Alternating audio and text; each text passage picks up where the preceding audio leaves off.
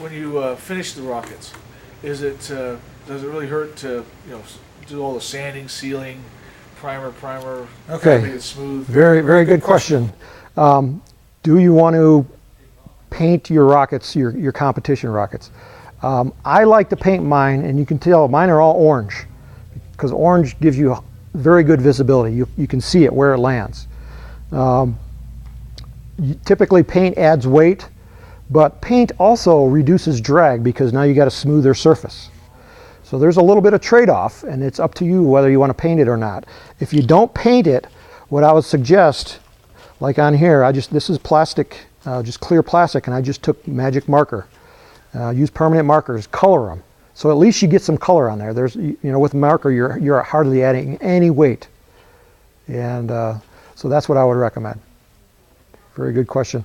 So the contest, we're going to start early in the morning. Get there early.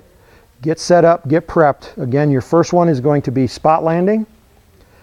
Then the next one is going to be predicted duration. And then at that point, you can fly anything you want. But we'll probably, because egg lofting altitude requires tracking, there'll probably be specific time periods during the day when we're going to fly altitude, because basically somebody's got to go out there and track. Also, when you're in the contest, we do require the contestants to do range duty. Range duty is things like helping with timing. So it's basically, can you move your thumb and start and stop a stopwatch? If you can, you're going to use you as a timer. It's very simple to time. But basically we rely on each other to keep everything moving along, and we want to move as fast as we can so that people that are looking for thermals, that they can wait around, and then when they see their thermal, then they can go. So we've got to be able to do this really quick, but that's simple stuff. One question also on the egg lofting.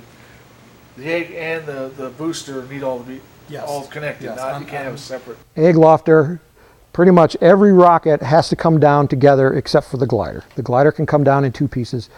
Your spot landing can come down in two pieces, but we measure to the tip of the nose cone.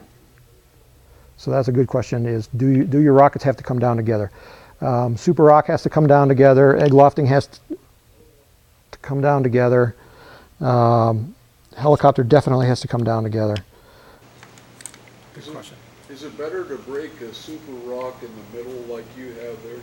I do, because it's such a long tube, there's a lot of volume there, and that little ejection charge has to push the front off. And if you got such a long tube, it might not pressurize it enough to get the parachute out.